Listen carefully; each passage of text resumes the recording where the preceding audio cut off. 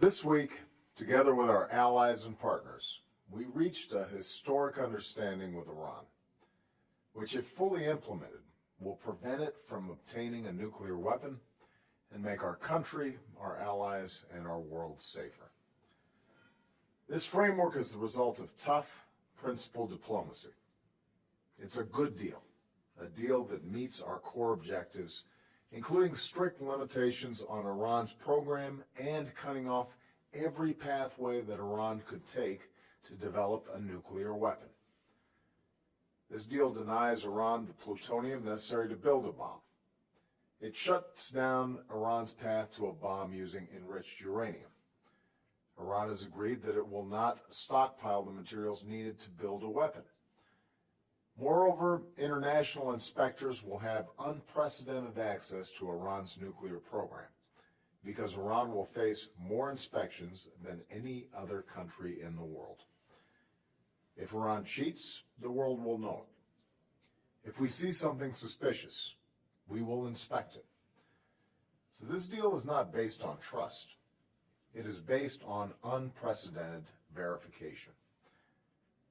And this is a long-term deal with strict limits on Iran's program for more than a decade and unprecedented transparency measures that will last for 20 years or more. And as a member of the Nuclear Non-Proliferation Treaty, Iran will never be permitted to develop a nuclear weapon. In return for Iran's actions, the international community, including the United States, has agreed to provide Iran with phased relief from certain sanctions. If Iran violates the deal, sanctions can be snapped back into place. Meanwhile, other American sanctions on Iran for its support of terrorism, its human rights abuses, its ballistic missile program, all will continue to be enforced.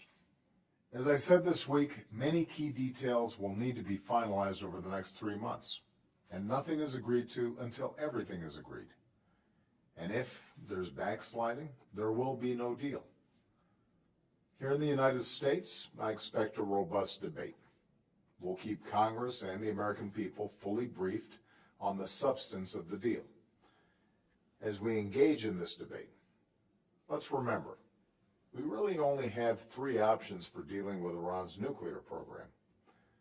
Bombing Iran's nuclear facilities, which will only set its program back a few years while starting another war in the Middle East. Abandoning negotiations and hoping for the best with sanctions, even though that's always led to Iran making more progress in its nuclear program.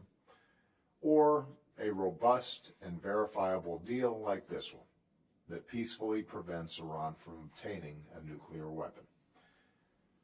As President and Commander-in-Chief, I firmly believe that the diplomatic option, a comprehensive long-term deal like this, is by far the best option for the United States, for our allies, and for the world.